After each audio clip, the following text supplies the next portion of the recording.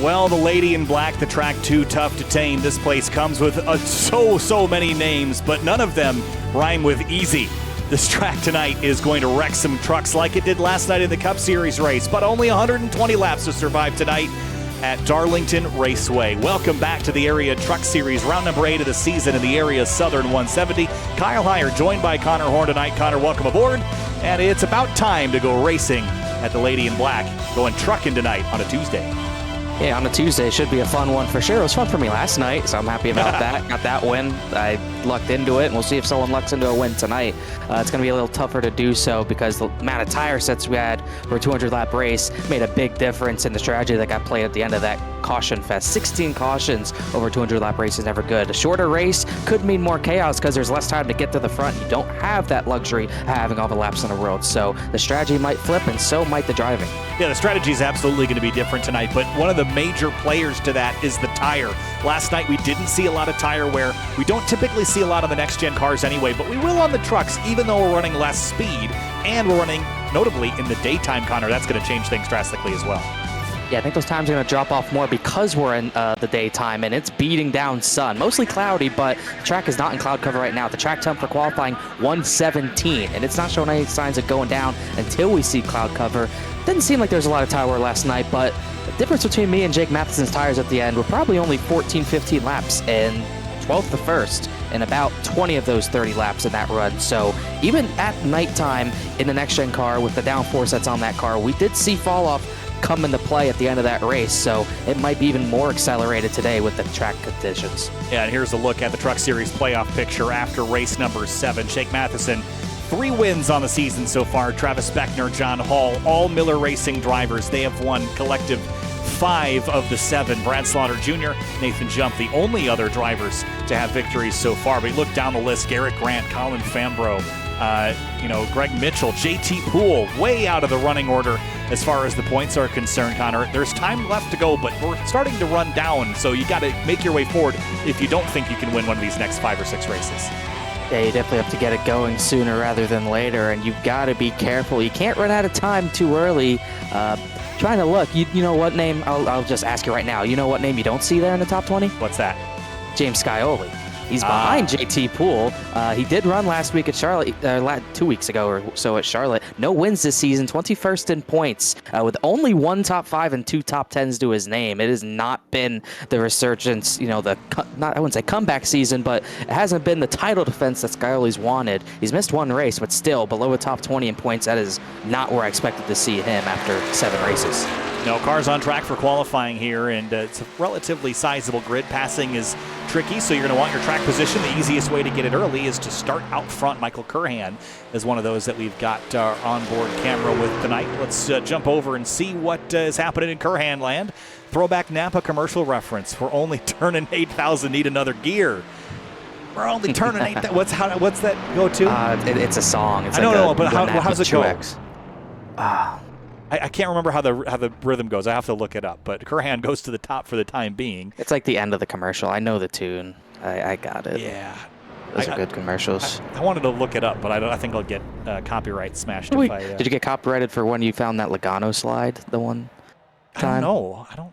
Maybe. I get copyright strikes, well, not strikes, but a notification of using copyrighted content quite often, mostly from old streams from when we used non-proper music. I get those all the time, like Fuel Racing League. Like in my email, like, we've demonetized it. I'm like, okay, you can have your 22 cents back. What a loss.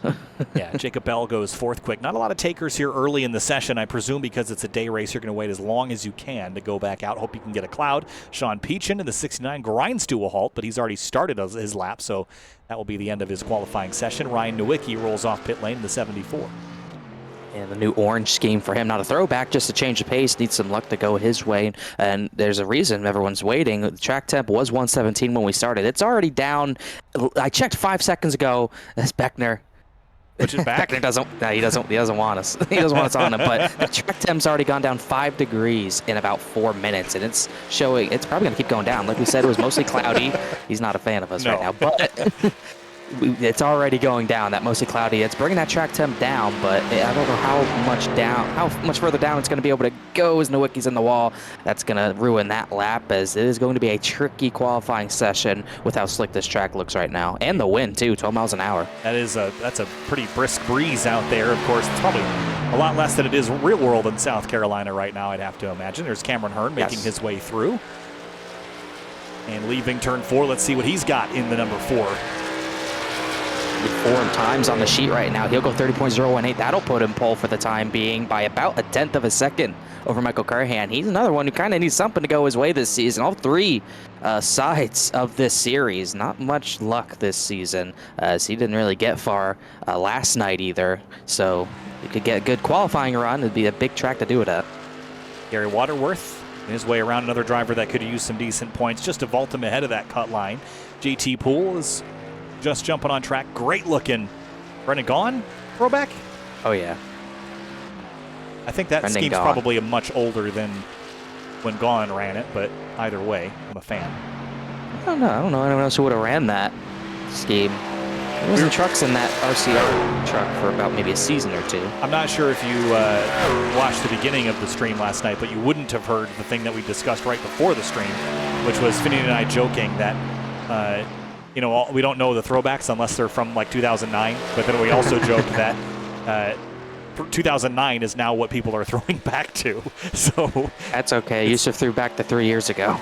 yeah. Gary Threw Waterworth, himself at that. 4th. JT. Yeah, Waterworth runs that all season, but it still counts as a throwback, as we get a view of JT back in his seat. I don't think he's happy with that lap, though. 30.097 does put him second, but still ways off Cameron Hearn. And there's a lot of trucks left to go. Only 7 have put in a qualifying time so far, which means Shane Therian bumps him down to 3rd. I imagine that we're going to see a pretty aggressive group of drivers jump out on the racetrack in a minute or 2. There's several staged on the exit of the pit lane. David Weishart is one of them. Timothy Peters throwback to when Red Horse Racing was one of the top truck teams. Looks pretty nice on a TRD Pro Tundra. Yeah, He didn't have a throwback last night, which is probably a good thing because he ended up flipping that car in one of the bigger crashes of the night out of those 16. So good. Here's Jason Dalton rolling off pit lane. Mr. Radiator Auto Service on the side. It's one of those times when we wish we could have... We wish we had the patience and time for single truck qualifying, because now we're probably going to be able to see 5 of the 25 that are going to go out late here. And here's a good Kyle Busch throwback for Mason Kane. This is back the Billy Ballou team, way back when he was running the 51. Oh yeah, that was it's an iconic truck, really. He did a lot of crazy stuff in that truck, besides winning, obviously. Yeah, this is back. Yeah, this is back. I was a Kyle Busch fan way back in the day, 2006, 2007. And this is probably roughly relevant to that era. I think he formed his own truck team in 2010. Might have been, 2010. I think he did run this truck in 09. Greg Mitchell jumping on the racetrack as well. Great looking Rusty Wallace, I assume, livery. Yes, definitely Rusty. All 3 of his schemes this week are Rusties. It's kind of a risky guess, because some of these paint schemes might have been in the truck series with a different driver. Well, not that one. But not that one. There's Justin Sogak. He has not One day participated. There's James Shainwolf rolling off in the Elite 01. Singular? Jeff Burton? Oh, Singular? Oh, that's Jason Leffler. Jason that's Leffler. A classic. When he was in the 01, that was a Ganassi car, actually, when he ran it. He got a pole, I think, Kansas over Jeff Gordon. That was kind of his peak in that car, but it looked pretty nice. Austin Gakjone in the 41. Eric Weinlind getting up to speed there in the SSR truck. And we missed the end of Mason Kane's lap, but he went even another 10th faster than Cameron Hearn. He's the only driver in the 29-second bracket. Yeah, that's a really good lap, up by 98 thousandths. Tom Bourne, 16. He's working his way around, just trying to get a look at as many cars or trucks as we can. Another Evernham era car. That time it's Bryce Senesac, but he's going to go for a slide. He's got to get going, too. Only a minute and a half left, so he kind of has to get this one going. As I don't think we've seen him on camera a lot this year, but he's on it tonight. Sam Fontaine. My guess is... Who would it be? Who would this one be? Like Henny Irwin, maybe? Before my time, probably. It's like Ray Bestos throwback, something like that. Kyle Sieg running the traditional Night Owl truck, the 39. No changes to that livery. And Jake Matheson This one looks pre-Kyle's interest in NASCAR, so you're going to have to help me out. Cale Yarborough. I think all of Miller Racing's trucks are honoring Cale Yarborough because he passed away recently. This is one of those later stages of his career, his later schemes, as Matheson gets pole by just 100th over Mason Kane. Look at this one. This one's good too. Joking, talking about 2009. This was 2011-ish on the Stewart-Haas Racing car. There was a Conor Okrezik's paint scheme last night was a great Old Spice livery throwback to early SHR. John Hall goes third quick. Good run there for the 03. And we do have him on camera tonight, although vertical. It's got to widen it out a little bit. Yeah, you might as well call it 2012 because that was a championship year for Tony. As Ryan Swan, Ryan Swan out of 4. I believe he's ending his lap. 30.147. That puts him 13th. And James Scioli, the driver we're talking about, not in a throwback, but he needs a good run and a good qualifying run at that as we get 10 seconds to go. Shane Sieg is the 31's throwback, by the way. Second. And P2 for Scioli. That could right the ship. You said the 31's throwback? Yes. Ah. But Dawson is telling us, at least. He did run that, didn't he? So, checkered flag here on qualifying, and we're going to get to see all the cars on our trucks. I have to train my brain. It's so hard, especially Tuesday evenings. trucking. Yeah, Tuesday. Well, I do Miatas before this, so that really, really hurts my brain to do it that way. But yes. Before we get deep into the race, though, race fans, be sure to subscribe to the Area iRacing Twitch channel. As a subscriber, you'll have Area iRacing emotes to use in the chat. You'll also earn double channel points as a subscriber that you can use to redeem for free merchandise, all at the price of just $5 a month. And, of course, in just a moment, we'll have our Roasted Gems Coffee starting lineup. Race fans, start your engines with a fresh cup of Roasted Gems Coffee. Choose from some of the finest coffee beans from Colombia and Peru, or try the blended flavors of French vanilla and hazelnut. Use discount code Area iRacing for 10% off your order at checkout at roastedgems.com. Calm before the storm here, 120 laps at Darlington. The track too tough to tame. How much does the daytime change this racetrack, Connor? I think it changes a lot because when the nighttime settles down, you really end up having a lot more on-throttle time, especially through 1 and 2. It changes that part of a track a lot because you can really almost get through that part of the track without really cracking the throttle 100%. You might even keep throttle in it to get through there faster when the nighttime settles down. But when the track is slick, track time's 108, it's come down a little bit. But when it's slick and hot during the daytime, when the sun's beating down on it, you really have to be careful. You cannot carry that much speed through because if you carry too much speed, put too much throttle down, you might easily slide out. You might hit the outside wall or you slide down and go down, maybe hit that inside wall or end up overcorrecting. And then 3 and 4 just becomes a bigger challenge to pin that bottom line down. You easily slide off it most of the time. So it's going to change the handling of these trucks really throughout the long run. As long as we get one, that's where you're really going to see most of the effects. Well, you can hear down on the racetrack now, the engines have fired. They are rumbling as we get set to go racing here. 120 laps. If this race were to go green from start to finish, I consider that unlikely. 59 minutes would be our race distance as far as time is concerned tonight. I don't think we're going to do that, but we'll see how things pan out. This has the potential to get pretty spread out, and we could see some attrition levels like we saw last night, which was almost half the field by the end of things. So we'll keep an eye on that. Roasted Gems Coffee starting lineup. Let's get things through. Here we go. It's Jake Matheson in the number 52. Stole a pole late in qualifying. James Scioli will start alongside him in the number 7. The Miller Racing at the front per usual. Third place will be Mason Kane, and then John Hall in the 03 will be fourth. And starting in 5th place, it's Travis Beckner in the number 28. Nice-looking Hardee's truck. Brad Slaughter Jr. starts 6th in the number 8. That won't be the first time I do that tonight. David Weishart, that Timothy Peters throwback, starts 7th alongside Cameron Hearn in that Ford truck who just needs something to go his way. He starts 8th. And Justin Anasogak starts 9th in the number 88. Shane Therian 10th in the number 38.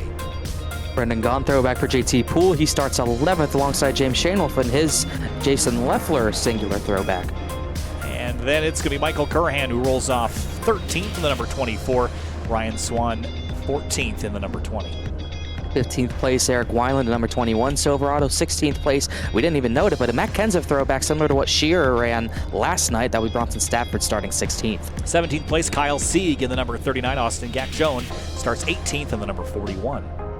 Sam Fontaine, that 71 Silverado, he's had some good qualifying runs as of late, but not tonight. He starts 19th. Greg Mitchell rounds out the top 20 in that rusty throwback. Bryce Senesac, we've got his on board. Starts 21st in a Matco Tools Evernham themed throwback.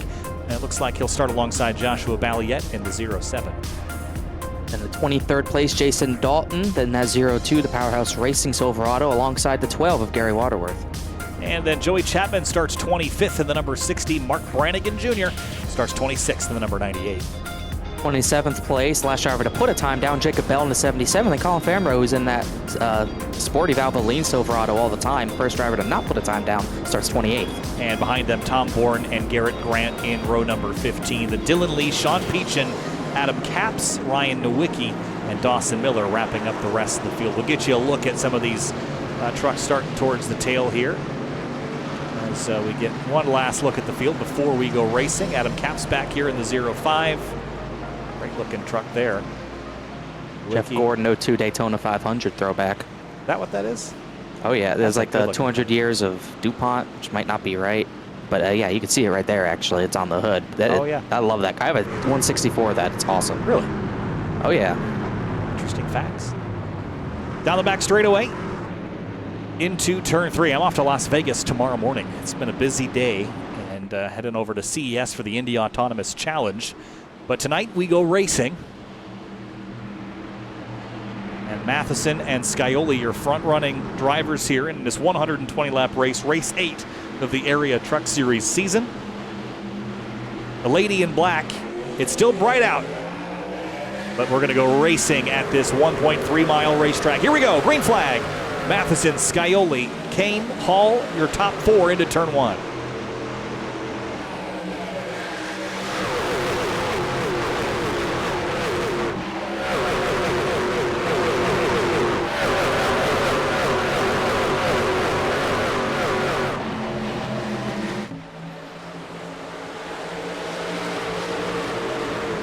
Still 2 and 3 wide for most of the field, but lap 1 is complete. Matheson leads the way. Clicks off the first lap led. Scioli, Kane, Beckner now rounding out the rest of your top 4. I forgot to pick, but I'll pick Scioli. I think he's going to be able to get back on track and get this win he needs for the playoffs. He's fast, but we know Jake Matheson's going to be tough to beat, but I would not be surprised if it's these two to dominate tonight, as he's going to look to be inside turn 3. Matheson fired it into turn 3 to negate that move, but we saw the two Jakes dominate last night. I would not be surprised to see Matheson and Scioli be the two dominant trucks. Yeah, I'm going to pick Mason Kane. I think it might be a risky pick, but I'm already in the hole anyway as far as points go, so I might as well pick someone interesting. Mason showed some really strong pace last night, got involved in a couple of wrecks that stunted that ultimate progress, and his internet not looking great either tonight, but he is quick, and I expect him to be near the front. There's a few drivers getting Darlington stripes. I saw Mark Brannigan in the wall, but everyone getting away cleanly from him. As Slaughter Jr. dropping off the timing. Oh, he's back. Well, he's having a blinking issue as well. But he's still in that 8th position. Really first battle side by side was Greg Mitchell, Sam Fontaine. That was for 18th, but Mitchell gets that spot. Then it go back to Jacob Bell, but a little more orderly start. That's hard to say here as Anasogak scraped the wall, but everyone gets by him. Mostly single file through this field. Yeah, Anasogak up into the fence. He'll lose a few spots. Michael Curhan, Jim Shane Wolf, a couple of the trucks that will get by. Eric Wineland in the 21. We do have his on board tonight, as we do most nights. And we'll get his unique perspective right now in 14th after starting one spot lower. How about that? I think we are actually, for the time being, single file through the entire field, but it doesn't mean anything. There's one mistake out of the corner when you're in a single file line. It checks everyone up, and that's when you get crashes. When you get stack-ups out of the corner, you see 2, 3 wide in the turns 3, turn 1. It never works. We saw a lot of crashes last night just from running side-by-side on the straightaways. Connor, can you enlighten me on why that is a particular problem here, where you're just running kind of on a quarter panel, someone drifts the slightest bit, and all of a sudden you're in the fence? Well, it's just such a tight racing surface, you know. You really only have a groove and a half at Darlington to work with anyways, as I think Waterworth was in the wall a little bit there. But, yes, oh, we got a crash. Garrett Grant's in the wall. Caution's out. Him and Brannigan might have gotten together, and he made 5 full laps, and we got our first caution. And pretty heavy nose damage on that number 5. He'll bring out a first yellow at lap number 6. Off into turn 1, and I think the 5 is going to drift up there into Brannigan. We saw this in real life happen with Chastain and was it Larson? Yes, I was there for that. It was not a great day, but yeah, just Grant kind of just drift up a little bit too much. There wasn't much Brannigan could really do. Can't go too much higher than that, or else that wall will jump out at you in the middle of 1 and 2. But it's what I was about to talk about. The groove and a half wide, you really don't have room for side by side, so you get so tight to one another. That's what creates those crashes on the straightaway, because you're trying to go for the same piece of real estate just to get the arc you need to enter the corner properly. That's what causes those on the straightaways, and we saw it happen last night in turn 1 as well. It was Seth Knoll and one of the Miller Racing cars, maybe Vincent Cortez, but it was the same situation. It was not as hard as that, though, as Sean Peachin might have gotten away with that. Got the nose up underneath, but managed to carry on. So pit stops last night, that strategy got interesting. That's what helped you win the race, was a little bit of alternate pit strategy, Connor. What's the strategy so far? It seems like most people have elected not to pit. You got only a handful of tire sets. You don't want to waste them early. No, you got one less set than we had the last night, so you probably won't see. I would be surprised if you see that strategy work again. I think it's going to be a little harder to get through the field in these trucks, but you just never know. We're really just going to have to really try to pay attention to see who has tires left, who uses them, who doesn't. I honestly thought I was screwed on the green white checkered because I thought the fall off was big enough, but we saw everyone stay out because the track position in a 2-lap run, obviously the amount of yellows we had, just no one really wanted to take that risk. And that's also what helped me to win, because no one wanted to pit with 30 to go either, because I think everyone expected a yellow run to the finish, and then we got a 30-lap run. So it's really going to come down to how green this race goes. And once these drivers get a feel for how this race is going, then we'll see some more interesting strategy plays. Also, got to remember, make that commitment line, that yellow line in that orange cone, that is in play. Jake Matheson, that kind of cost him the win last night, actually. It did cost him the win, although I think, ultimately, I think your pit stop was later and ended up winning you the race regardless. But I think you have to know where that pit entry is. And if we do get a green flag stop, you have to have practiced it. It is not something that you can wing and nail it the first time without giving up a bunch of time. Yeah, if we do get that, it is going to be very scary. We're going to see, it's one of the few tracks where you see a bunch of drivers making different lines on pit entry. You'll see drivers go to the apron before turn 3 even, and just go around the very inside wall to pit. Sometimes you'll see drivers stay on track in turn 3, then cut it down late, and they really come out the same way. There's not much of a difference in time, although I would probably enter before turn 3 just to be safe completely about it. So we will see what drivers try to do. Hey, I can't see now. It's like spraying a cat with water. No, get off. That's fun. Pepper spraying the commentators is not allowed. There was a Martin Brundle interview on pit lane one time where he had to interview some celebrity, and they really didn't want to be interviewed, and you're supposed to when you're on grid at an F1 race. And he walks away and goes, "Oh, I'm sure it would have been very interesting." All right, Jake Matheson is your control truck for the restart here. Lap number 10. Let's try this again. Here we go from Darlington. Back underway. Let me get my vision back real quick, because Matheson is away with the lead. Skyler did not go, and obviously Mason Kane and Jake Matheson working together. Two teammates on the bottom. I think Kane's going to get that second position. We might see John Hall get third from Scioli. It's going to be tough, though, on the bottom here. Out of turn 2. He's going to get a push from his teammate Beckner, though. What does Weishart do here? Does he try to rip the outside and fill that gap on the outside of Beckner, or does he play this a bit more cautious here in the early going? He'll slot in behind. Mason Kane, connectivity problems. We should also mention there's pretty significant weather on the East Coast right now, which did affect some drivers in the previous broadcast I had tonight. Ooh, slide. Greg Mitchell, he saved it, though, so never mind that. I don't know how he kept that off of everyone. No, it's not over yet. Look out. All right, he keeps it off. Did have a bunch of wrecks last night that didn't trigger a yellow as well. If you slide off of the banking, they will not throw a caution. And even if you are on the banking, it seems like the leniency here is higher than some other tracks. Something to do with a small racing surface and the way the yellows used to be programmed in iRacing. Everything off the racing surface would not be a yellow. Newer tracks that have been scanned recently are quite different now, but Darlington is one of those tracks where they updated it visually, but they have not scanned this track in years, so it's got that old style where if it's on the surface, it ain't a yellow. As we got 3 wide, Waterworth, and I think Fambro on the bottom. Purdue Born up top, too, trying to split this difference. This is the trouble pack right now. Everyone else, everything ahead of this is single file. This is a hornet's nest. Senesac trailing this as well. Then 0-9. He had to lift big time to let Sogak sweep around the outside. Ooh. And then Joey Chapman will take a spot. Battle for the lead. Mason Kane got over Matson at a 2, and this is going to be not a battle. Kane's going to get the lead away. Yeah, and just like last night when we saw Matheson go by Jake Nichols, it just looked easy. And then it was not easy for Nichols to get the lead back. So could we see something like that happen in this race? Absolutely. Matheson drops to second.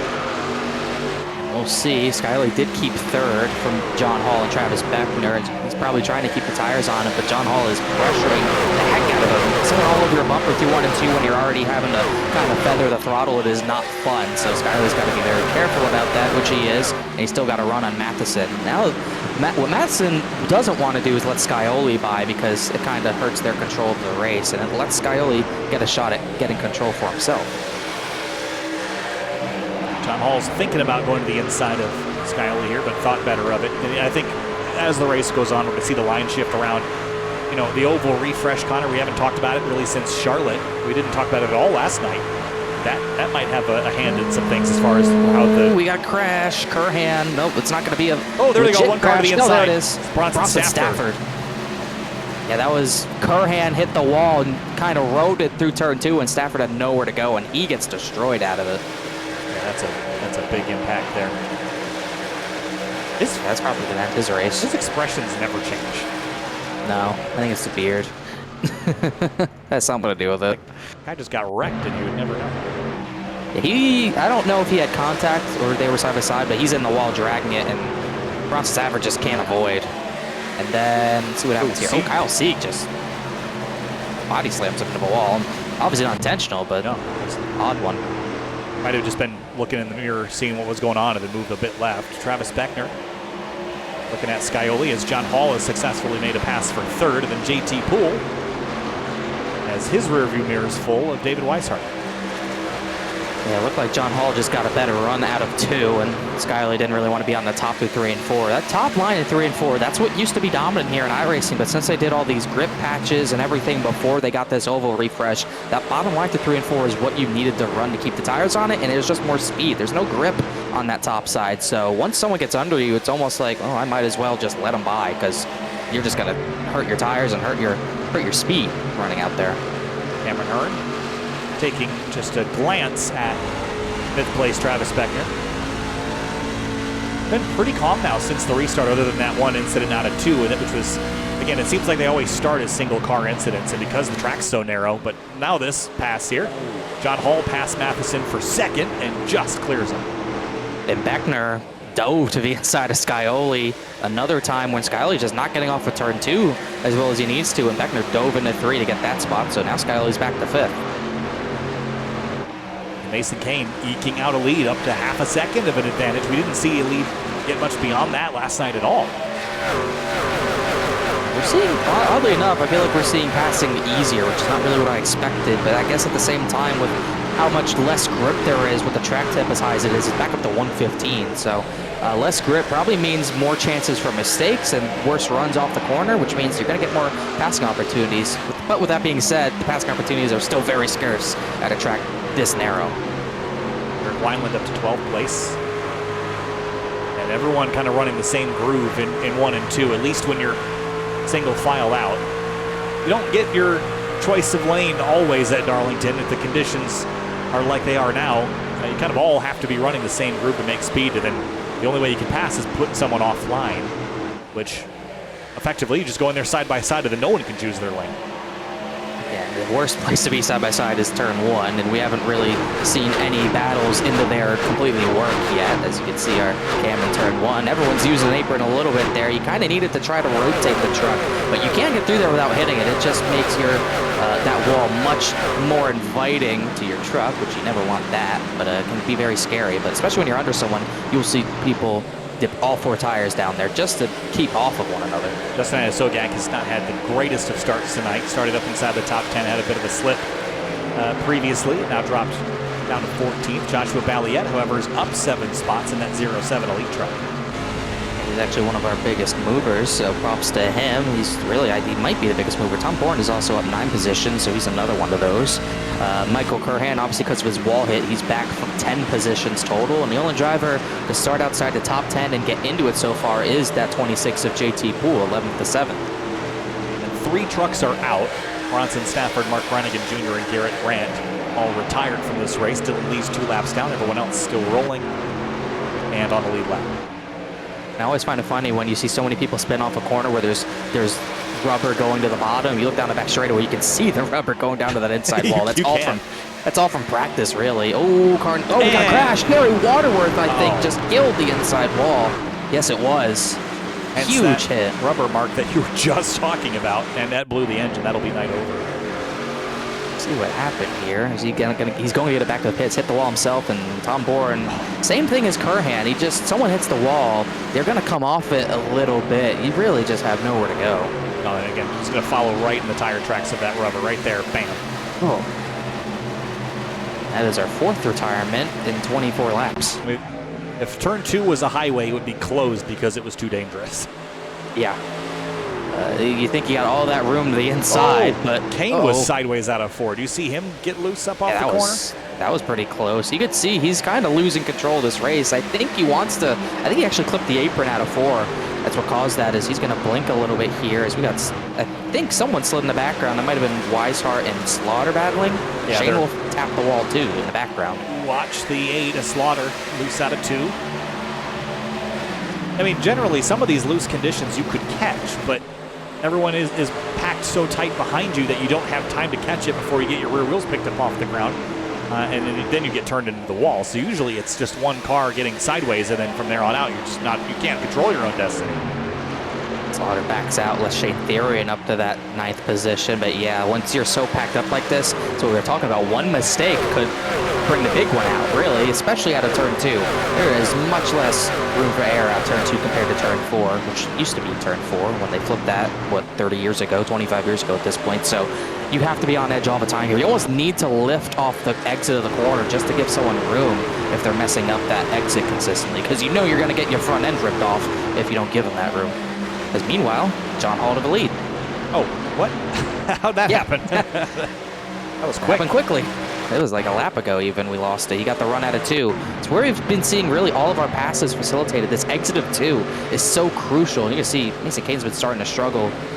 Gets not a good run. John Hall's going to swoop to the inside, and just Mason Kane gives it to him basically. Yeah, depending on how the tail end of this race goes, though, that mid-range pace that Mason Kane has could prove to be pretty useful.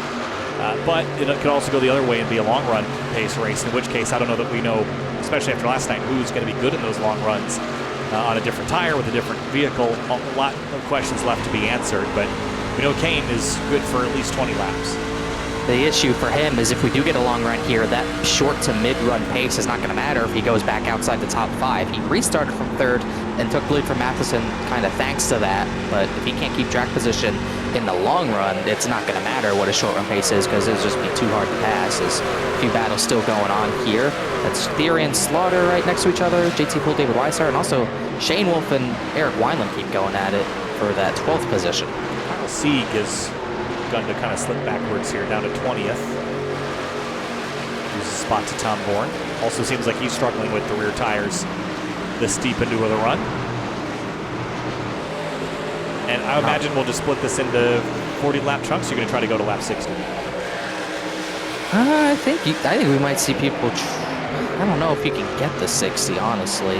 I think the fuel range in the next-gen cars with the bigger tank was about 80, so maybe it's possible. We'll find out in 15 laps what the strategy is, but honestly, I think if you can get the 60, you might take it, but the fall off is already about 1.2 seconds. So with this oval refresh, yeah, I feel like the fall off's gotten much bigger with this refresh, so it might change strategies as the 8 and 38 still going at it. Yeah, the drop, we did not have that drop last night anywhere near that. Maybe we saw 4 or 5 tenths of a second, but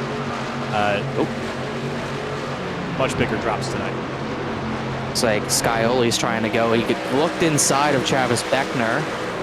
Did not get it. These two with history. This last season and this season, Weiland's loose. Shane Wolf, these two are going at it like there's 5 to go. And Weiland went over the radio, come on. I don't think he wants out. I think Shane Wolf wants to give it away. They're bickering back and forth. They're not happy with each other, so maybe we just stay on this battle. But yeah, it looks like Skyly wants to go. Beckner won't give it to him. That looks like Hearn just let Weishart by. Yeah, I mean, is this the point in the race to pick your battles, or is this, you got to go, right? I mean, if this race goes green to the end, I can absolutely see the justification for wanting to go now. Big slide by Shane Wolf. I don't think you want to pick your battles on lap 32, but at this point, there's already been so much. Weiland's getting held up for sure, and he's let it be known. And Shane Wolf has given it right back to him verbally. So I cannot imagine this ends well. I mean, they signed up for a race, didn't they? Yes, they did. That's what Darlington does. Is Shane Wolf just finally gives it to him, I think, preventing the inevitable. That's what I thought was inevitable, but that's just what Darlington does to you. It's so hard to pass. Skyly! Big slide out of turn 2. Ooh. I don't know. I think he and Beckner maybe had contact. Oh, yeah, Beckner in the wall, and Skyly just bounces off him, but what a job keeping the truck clean. Yeah, he was already sliding. I think the contact with Beckner just exacerbated that sideways momentum. Down to 5th, and he'll defend from it.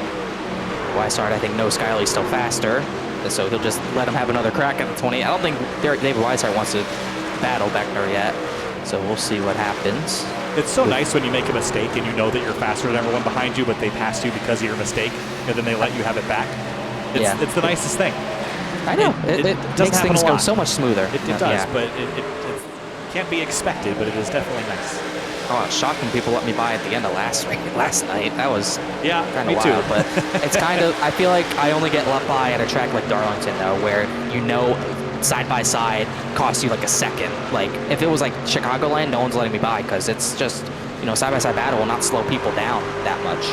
As Cameron Hearn's letting a number of drivers by. Colin Fambro and splits the difference, does Tom Bourne. He'll take advantage of that.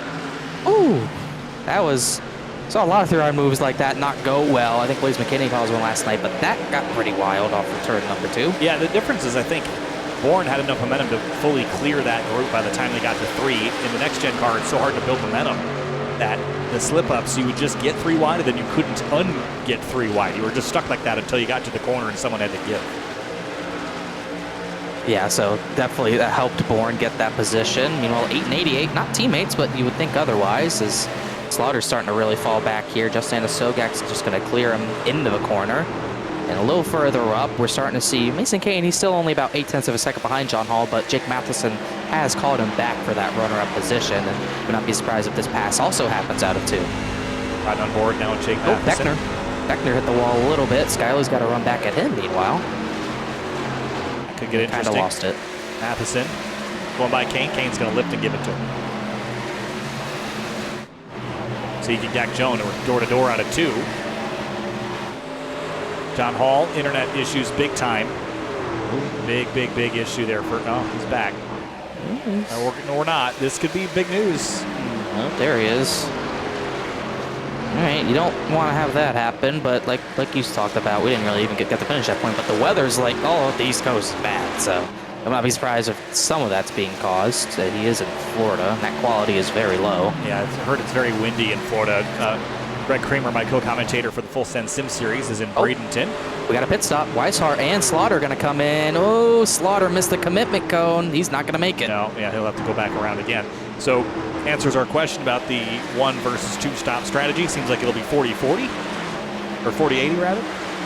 But we could see some drivers try something different. But if they're coming at 39, it tells me I think we're going to see more do that strategy too. I would not be surprised for sure, especially if you're James Scaiola. Or just anyone who's stuck behind someone. The track position matters so much. You might just want to undercut, or you might just want to hit him. As looks like Hearn's going to come down this time as well. None of the other front runners yet. He makes it safely. So this is when your practice counts, right? I mean, I think there's probably a lot of drivers that just log in 20 minutes before the race starts, run a couple of laps and call it good, but you just can't do that at Darlington. You need to get into that flow state. And one of those things includes giving pit road a couple of tries and trying to maximize your advantage there, as Beckner's going to be under fire from Scaiola into 3. Scaiola uses that apron to make him rotate a little bit. And now Beckner, he is not going to let the 7 go easily. And he actually goes through the outside pretty well, so he's going to keep that spot at least another set of corners, but kind of figure this battle's starting to boil a little bit. As Wineland in the background, he got by Shane Therian for the 8th position. Yeah, Michael Curhan on pit lane, Adam Ryan Swan, Greg Mitchell. Brad Slaughter Jr. leaves, so maybe in the second time around he sped. And that's getting physical at 41. Scioli's, I think, done with this. But he just can't, even with the bump, he just can't get enough of a run. And you need a significant amount of overlap to make this pass work. This is not enough to make it work. This is the point where you might see beating and banging and maybe crashing. Very Meanwhile, tight. you see these guys sit side by side. Watch how quickly Justin Sogak gets to him. Same thing again between these two. Yeah, and Justin's going to feel like Superman here. By the way, they heard that the 8 crashed on his second pit lane attempt. So 0 for 2 for Brad Slaughter. Bigger bump. Guys are pulling the gloves off here. I would say so. I think we're going to see more than gloves taken off. See Beckner, a much bigger run for Scioli this time, but Beckner gives him no room at all entering 1. And Sogak was 0.3 of a second faster last time by. Oh boy, here they go again out of turn 2. That's very tight. The I think we might see a bigger bump. Oh, more down the straightaway. I think he's going to try to shove him up the track and get him, but even that's not going to work. This is where Beckner, though, I think is really good. Right? Look how aggressive he is. He's up on that wheel. He's driving hard. Ryan Newman strategy here. Just keep him driving, wear out his tires too. Signed up for a race, and he's racing. Yeah, you get wrecked, you get wrecked. Yeah. I mean, defending is so key He's here got to win. You give up. Yeah, he does have a win. Scioli doesn't. Scioli needs this more. And if you get wrecked, it is what it is. But if you give up this spot now, you might not get it back. So this is more crucial than ever. Than any other battle. Meanwhile, they're 4 seconds behind leader John Hall, who Matheson has kept with him, but he's actually still lost time. John Hall's kept the 1.1 second lead over his teammate. John Hall also has a win, so does Jake Matheson. So, a handful of the drivers in the top 5 are set as far as wins are concerned to make it into the playoffs. Scioli's in the fence out of 2. It's a scrape, though. That shouldn't hurt him. Meanwhile, this is when you get kind of scared. It gets kind of scary when you got drivers on new tires passing the drivers on old tires. It's a big difference in grip, but luckily he's got the lane to go right around the top of those two and let them battle. That track temp is coming down. It's down to 105, although the sun's still beating down.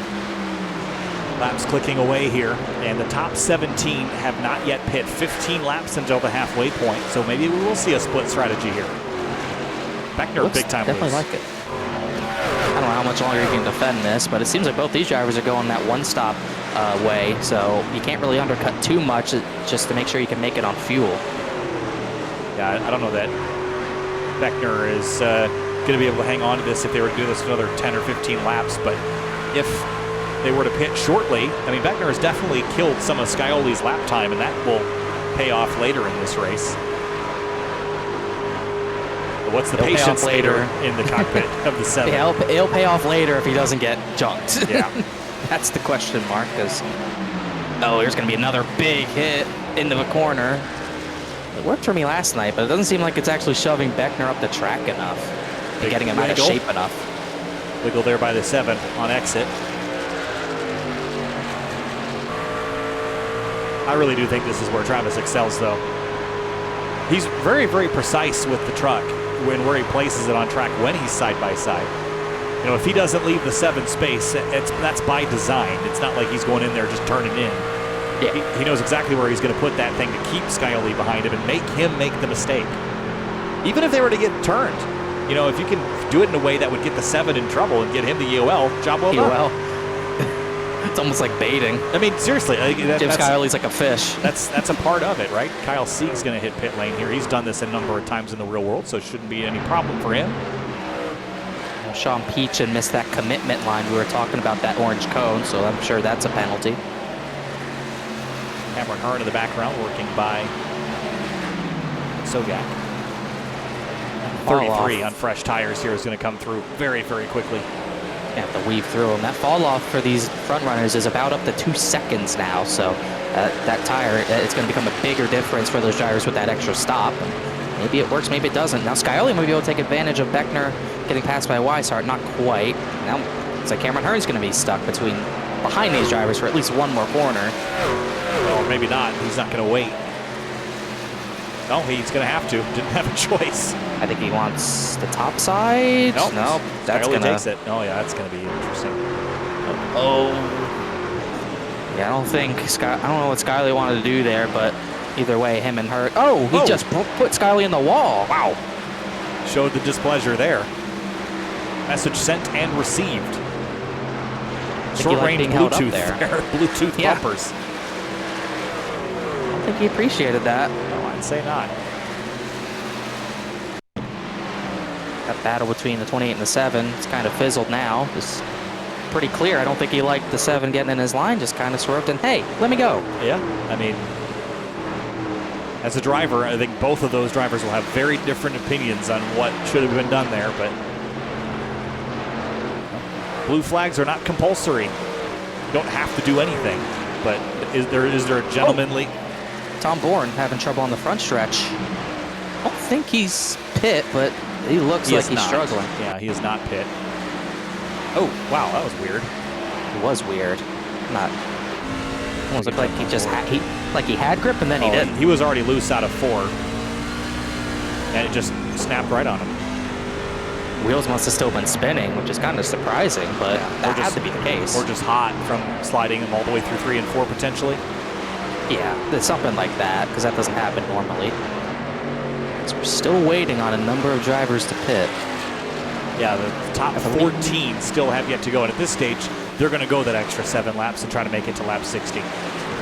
Even the top 16, I think. The first driver on new tires should be David Weishart, who just unlapped himself. Yeah, you're right. Adam Capps would hit on the first stop for the yellow flag, but not recently. Ooh. All working around the wiki just barely, and we got a caution just like that. Oh, well, that answers that question, and it is Sean Peachin out of turn 4. He was a driver who did pit. Oh, he was way on the apron. Oh my gosh! Greg Mitchell almost got pile driven in the outside wall. Let's see this. Oh, wow! Must be more to that. There was. That was the 26 of JT Poole. Was it just going off into 3 here that they had issues? I didn't see anything else. So they go off in here. They hadn't been next to each other all race, but that's pretty blatant contact. Yep. And then obviously JP responded with the left side door. Yep. Watch this. Oh man, the 2 got so lucky. Who was that swerved to miss that? Could not. There's green truck. It's not zero. I don't know, zero. One of his zero trucks, maybe. Oh, no. Let's see. It's someone behind Greg Mitchell. I know that. It looks Joshua Balliet, 07. That's right. Just had to swerve big time down. Oh, well, he's all the way in 10th. So he was following JT Poole on track. So that answers the pit stop question. Everyone's going to hit pit road, and those that pit early just got totally boned by that. Cameron Hearn is going to get a wave around here, or try to get a wave around. A lot of drivers. Oh no, there's luckily some that got stuck a lap down there. The only one who was not a lap down, I think, was David Weishart. He had just gotten his lap back, and he's going to have to pit for a new set of tires anyways. That 20-lap old set will not cut it, so he's going to lose all the track position he had. So everyone comes down for some of these drivers their first set. Actually, all these drivers but David their first set. Yeah, so this is going to re-rack us right around the halfway point for the restart. And we've had a pretty long green flag run. And Paul, Matheson, and Beckner gets out ahead of Mason Kane. So that's a position swap there. Leaves us almost about half the drivers left on the lead lap at this point. Some drivers won't be able to take waves. Yeah, he's going to mix up the field quite a bit with that poorly timed yellow. So while we've got a moment here, race fans, head over to simwrapmarket.com for custom iRacing paint scheme templates that are simple and easy to use, so it keeps you more focused on the racetrack. And be sure to check out rickshotsauce.com for some of the best hot sauces made locally in South Florida. Try the Loxahatchee Classic, Golden Garlic, Palm Beach Pineapple, or South Beach Heat. Follow the Rick's Hot Sauce Rookie of the Year battle in the Area Cup Series and see which driver will take home the $100 prize as the highest finishing rookie in the point standings. So, let's see, how have your picks shifted and shuffled here? Mason's running P4, which was my pick to win this race. Connor, how's your guy doing? Scioli's in... Did I pick Scioli? God, no, I can't remember. I'm pretty sure I picked Scioli. I think you did. He's in 5th, so not bad, but he hasn't really been able to get through. It seems like he saved tires on that early part of the run, but when he tried to get the positions back, he met a wall, and that wall was Travis Beckner, and he could not get by, so I would think we see more urgency trying to keep that track position early in the run, because I think it's more important.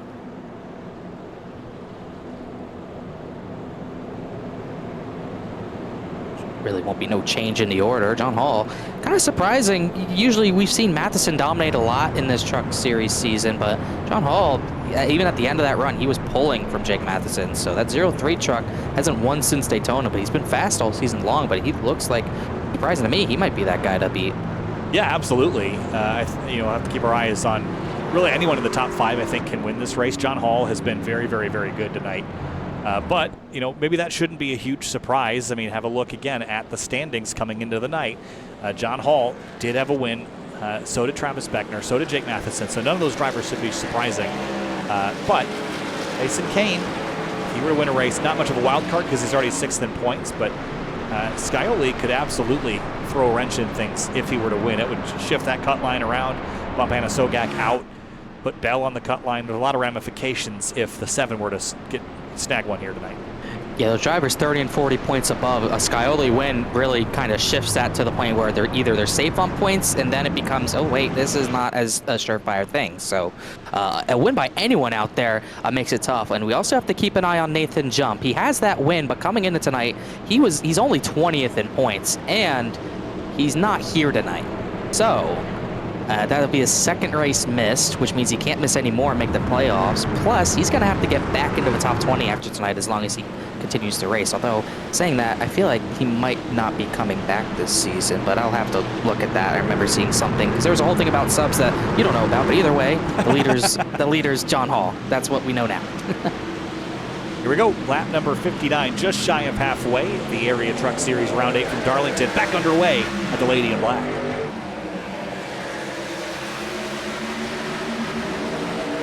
Been too calm through 1 and 2 on the restart and start he did have. Oh, the 88's wiggling a bit. Makes me nervous. That pinch point out of 2 is what gets you in trouble, and already a couple trucks in the background skating around. Some drivers that took the wave, so their tires won't be as good.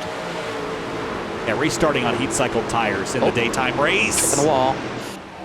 That is Nowicki. Oh, Nowicki's in the wall. Valiette got sideways up at 4 as well. Well, now it's, instead of Beckner he's trying to pass, now Scioli's going to be stuck by Mason Kane for a little while, but Kane does have that short run speed that might help Scioli try to get some positions back maybe, but already back single file. Yeah, Travis Beckner in 3rd, so Hall, Matheson, and Beckner leading. This is kind of a great scenario for them, isn't it? Up front like this. What we saw last night, instead it wasn't Cale Yarbrough and Tony Story, it was just DEI. Yeah, and it didn't really pan out either. They all kind of got wrecked out one by one. Oh, sorry, yeah, almost looked like he doored the 25, but they did not make contact, just got the spot away from 14. But yeah, it did not pan out. They were there probably 80 laps of that race, but ended up not getting really the finishes that they thought they were going to get at that point in the race. Some idiot goes down on pit lane, gets 4 tires, and then just manages to drive by everybody at the end and ruin the whole show. Oh, yeah, well, what a shame. That guy must be an a-hole. Yeah. How dare he? You don't chew Big Red? I was going to chew, but there's 30-mile-an-hour winds outside and tornado warnings. I don't think it's worth getting a pack of gum today. No, I don't think so. Another time. Jason Dalton, Tom Bourne. This is for 13th place. Adam Capps, sorry, is that, no, that's the 25 of Dylan Lee, who's 2 laps down just behind him. Jacob Bell Capps is behind that. Side by side. Cameron Hearn letting a bunch of people by. He's done this a lot tonight, where if he gets in a bind, he just starts letting a lot of trucks by. He's just ahead of Jacob Bell, actually, and Sieg's going to go inside for that 19th position. Hearn struggling here. Yeah, and he's got 23-lap-old tires. So does Bell, and almost Sieg has something similar. Eric Weiland up to 8th place. He's quietly moving his way into the top 10. Once he got by the 0-1, he's been much more calm, I think, because So Tom Bourne got by also Gak Joan for 12th in the background. Gak Joan also falling back. Now him and Jason Dalton are side by side. And Eric is saying he's pitting this time, and he is, apparently. Pitting here and being done, maybe? Huh. This is an odd one, that's for sure. Well, we know he can go at least 55 laps, so he would be good to the end from here. But he's betting on this race going green to the finish, which I don't know that I would bet on. I don't know. I feel like, I mean, he has tried wacky strategies in the past, so maybe it's not past him, but this seems like something else to pit 5 laps after a restart. That doesn't make much sense. Oh, especially he was running well too. Sogak to the outside of Scioli took a swipe at him.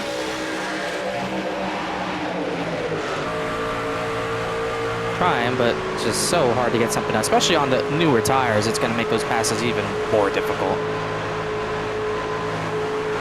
Eric is out of pit lane. It was a normal stop, seemingly. Yeah, 4-tire stop. It's going to be a lap down. Here comes Therian back underneath Anna Sogak. A good run for Anna Sogak. Yeah, it has been. Done a nice job tonight, keeping the truck clean. The attrition level has been somewhat similar to what we saw last night. We were down 6 trucks from the 35 that started. If we were to lose another 6, that'd be a similar percentage to what we had on Monday, but it has come much less dramatically so far. Yeah, about 7 trucks actually. If we include the 69 of Peach, I don't think he's going to get back on track. But yeah, definitely a little. It is similar, but just a lot more of that happening during green flag conditions and keeping us green. And I think it's, oddly enough, I think it's getting more spread out today. Maybe not too odd because of the track temp, but it's getting more spread out today than it did all of last night. Yeah, I think the track temp's a big piece of that. And the horsepower, I think, as well. Once you kind of break free of the draft, it's a little trickier to run everybody down. Meanwhile, say that, but there's a pack of about 11 trucks in a row here. Well, I mean, that would be the normal consideration last night. Tonight, it's a notable feature that they're running that tight nose to tail. True. And the laps are clicking away pretty quickly. You know, maybe there's something to Eric's strategy here, because we're almost to 50 laps to go, and it's about 25 minutes worth of racing. This totally could go green, and then you're going to be out front. Ooh, big slide there by Dylan Lee. But if you're out front by 20 seconds and you just have to kind of coast around, the tire wear is so extreme that if you were to get a yellow, that would break your strategy. Everyone behind you, if they've got more than 5 laps on their tires, they're going to hit pit lane anyway. So maybe there's a little bit of comfortability after that other pit stop by the leaders. Once Eric gets the lead, he's in kind of a safe spot, I'd say. I suppose so, but even after that stop, it was 5 laps after everyone got new tires, and he's not really gaining a lot of time on the leaders. He was trying to look. He was about maybe 4/10 faster last time. I guess it is something. He didn't have a lot of overlap. I think you're right. So like he might get the lead for a moment, barring everyone can't make it on fuel. But I don't know. I feel like if everyone gets the memo that they can't make it on fuel, they split it in half. That 21 strategy will probably be done. If anything, he'll just need a well-timed yellow. Because they will have plenty of tire sets. He will have plenty of tire sets left. I don't think we're going to be down to our last set today like we were last night for some. I think that's unlikely. Anna Sogak hopping out of line on Scioli here. Really good night for the 88, but thinks better of it. Tucks back in. He drift up the track, and Scioli, ever since he kind of got knocked into the wall, he hasn't really shown as much forward progress as I thought we would see him make. This 5th isn't so bad. It's kind of what he did the first run as well, though. He kind of saved. It's what put him back from 2nd to 5th after that restart. So could just be trying to keep the tires on it once again and trying to figure it out after that. But we saw last time he could not get by Beckner, and he'll now have to also pass Mason Kane. So I'm not sure if saving the tires is worth it at a track this hard to pass. Yeah, Mason led 13 laps earlier and then fell out of the lead. I wonder if he learned to conserve a bit more. Where Senesac pits, he was one of those wave-around trucks, so if the leaders can make it after their last stop, those wave-around drivers are in trouble because there's no way they will be able to make it as John Hall continues to lead by 7.5 tenths of a second. Actually, last time by, he was significantly quicker, 2/10 quicker than everybody behind him. And faster than almost everybody on the racetrack except for David Weishart and Eric Wineland. Shane Therian to the inside of Balliet. This is for 7th. I'll tell you what, I listened to Matheson in the turn 3. He has no RPMs in the 3, so that tells me that fuel is an issue.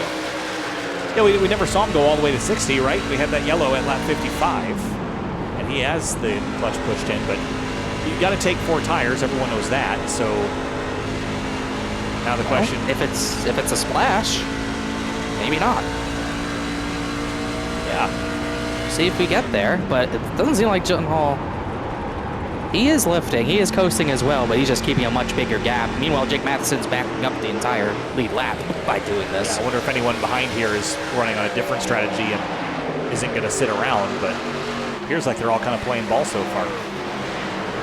Is that why you think the 21 just hit pit lane? Not just to make sure that he can make it to the end and then not have to save so much fuel? I would assume so. I don't see any other reason you would take tires 5 laps after the restart, so it definitely had to be some sort of fuel thing. We'll see if it works. If these drivers end up not making it, then they run out. They might have a shot at that point, but he is, as we said, he is a lap down, and he is currently the second driver a lap down to Ryan Nowicki. So we'll see if that works out at that point, but it's going to be a little tight to make that work, I think. JT Poole following James Shane Wolf. Oh! That was Kane tight. hit the wall pretty hard up ahead.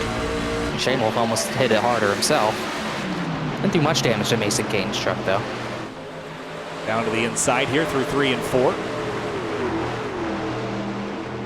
Tightens up on exit, and they're going to run down the front straightaway in a drag race here. Never want to lift in those situations, but you almost have no choice sometimes. Is if you don't have the overlap, you almost have to just let him go, because you know it's going to end up in a crash. So Shane Wolf keeps that spot 9th. He's still sliding through turn 2, but he keeps that spot. I hear a lot of clutches going into 3 now.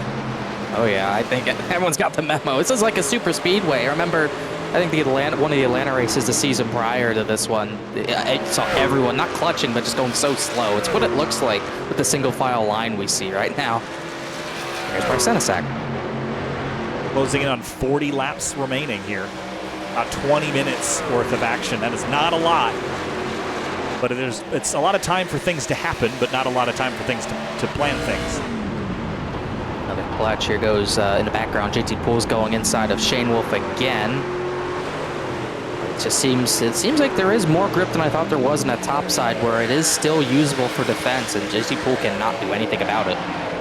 He's been a hard one to pass, Shane Wolf. He has been, and I wonder if is it getting more challenging to pass than it was at the start, or are people just less willing to use up their trucks now because they know how bad the tire wear is? I don't know if JT Poole is worried about using up his truck, but I think definitely, I think they definitely heard what happened with the battle of the 0-1 and 21. I think they know if they get too aggressive, James Shane Wolf won't really give it up that easily, so you got to be a tiny bit careful. And I wonder, it's really going to come down to who's going to be the first one to push. Because Ryan Swan's coming out of pit road. He was already a lap down. But who's going to be the first one to push and try to make time instead of saving their tires? Beckner's pushing Matheson. They're closing in on John Hall just a little bit, but not to the point where it's a battle yet. And maybe Beckner will be the aggressor, because Mason Kane, James Kiley, they're not really pushing. Just keeping my eye on JT Poole. He threw up his hand. Maybe a little frustrated on James Shane Wolf here. Getting late in the race, and you're going to start taking rather than giving. You have to end up firing up the popcorn machine in the background. It's going to get pretty intense. I think it's a popcorn machine. Nope, that's not. You don't need the blinking to happen. No, his connection is not good. Oh, and he is. Sideways. Oh, he's spinning. He keeps it straight. Oh, he's going to bring. No, he's going to bring out the yellow. There it is. Caution out. That was. I've seen that happen before. Sometimes when you blink out, it will put you you'll respawn basically in the race where you blinked out. That is not internet. That is computer. Yeah. Eric Wineland missed out on the free pass opportunity there. And he said his screen froze, so that's definitely PC related. Yeah, we saw it happen. You can see I'm on him right now on the replay, and it will not pick him up. And then once he comes here, he's out of control. He almost had it locked down too. I think he's a little less willing to keep it straight. But either way, yellow comes out, no more fuel issues, and everyone will maybe get their last set of tires. We'll see. Yeah. Let's see. And this is going to be, so here's the thing now. We're going to restart with 35-ish to go. Now you're going to bring on the chaos if we haven't had it yet tonight. It's been a pretty calm race. This could unleash the floodgates, or it could look like the first two runs, and I don't think anybody knows what it's going to look like. No, I don't think anyone knows what's going to happen. But at this point, all the savings done. Cameron Hearn, look at this. Cameron Hearn's on pit road destroyed. When did that happen? Couldn't have been more than a lap or two ago. What in the world? Something. What in the world? Already having a bad night, but. It's right around Ryan Nowicki here. Let's see if we can spot. Oh, he blinks out too. And the same exact thing that happened to JT. That is Bam. odd, and that is a huge hit to that. You don't really see hits there often at the Geico restart zone, but that is going to be his race over for sure. I don't think that's what brought out the yellow, which is odd, considering that even happened that late. I think it was kind of happening at the same time as JT's. Let me see if that was the case at the same time as JT. So here's... You know what? Going back a little too far. Was it a server-related problem? Honestly, they did happen at like the same time. We cut the JT sideways. No, this is Cameron Hearn now. It was exactly... Yeah, it was. So JT, you're going to see... Hold on. Where are JT's?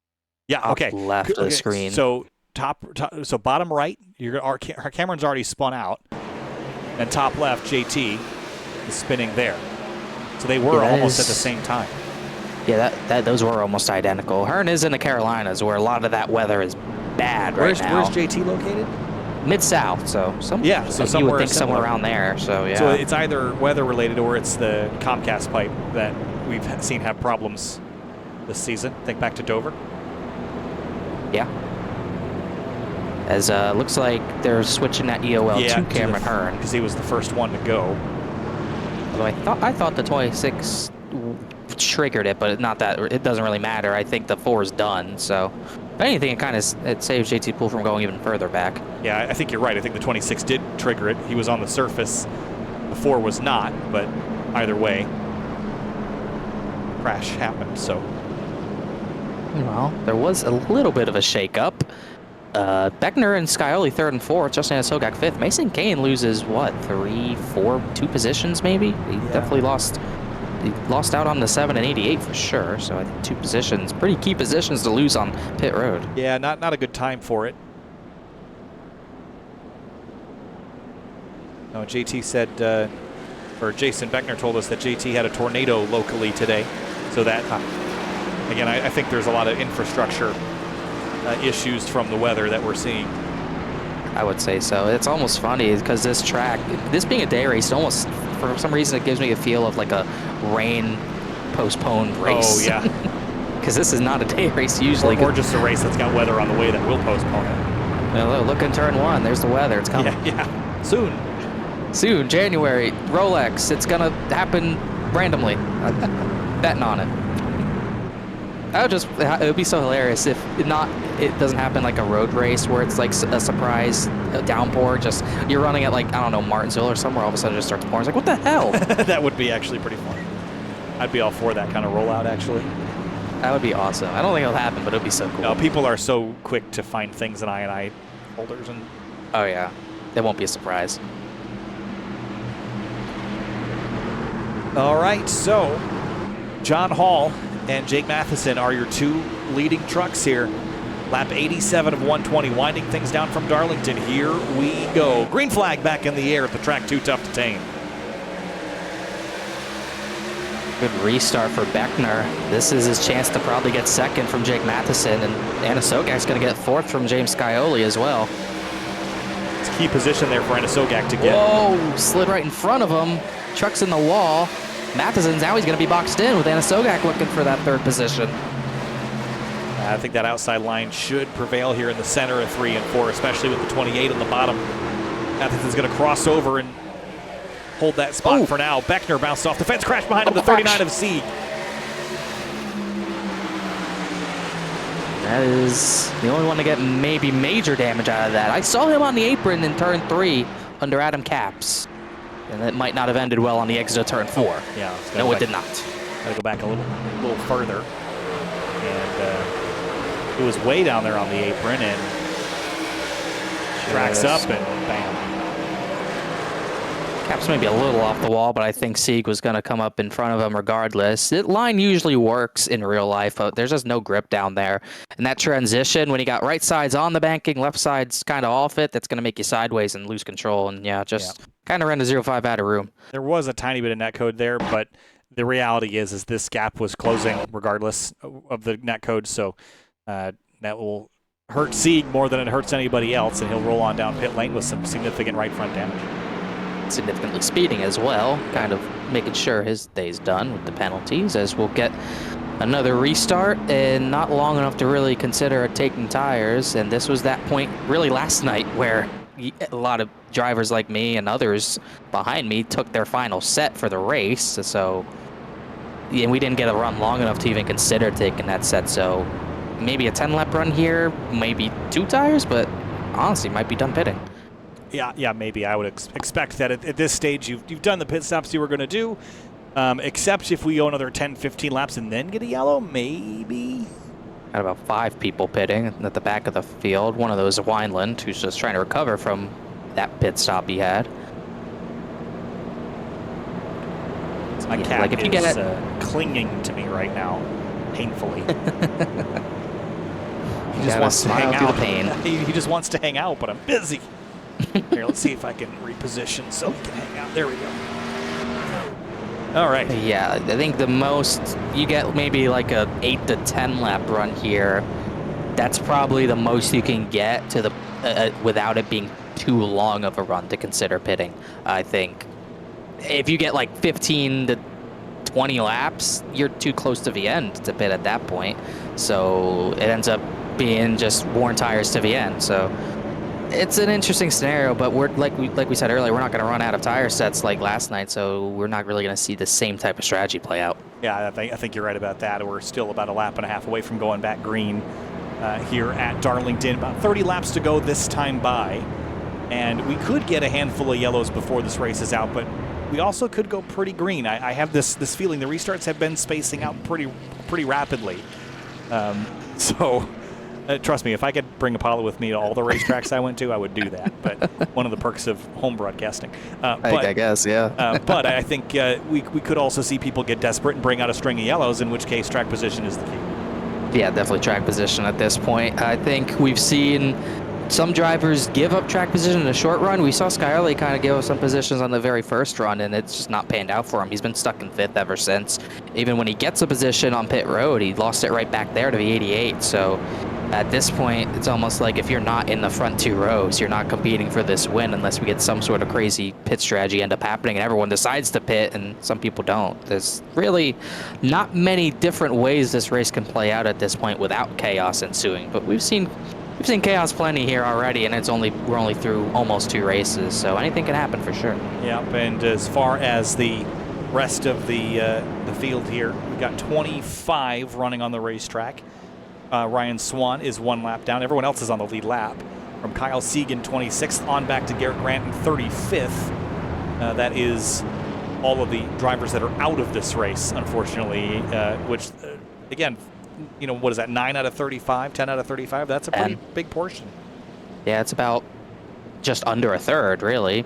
That's, 2/7 or something like that. So a pretty big chunk, but it hasn't been the same feel like we had last night. I think the attrition rate just took so long to get going because of how strong those next gens are. You can crash a number of times and still be in the race. I had 3 minutes of damage from the one crash I was in. I came back to win the race, so it shows how lenient the damage is on those things. For some reason, it's just not the same in these. That or just no one really feels like repairing it because it is a shorter race.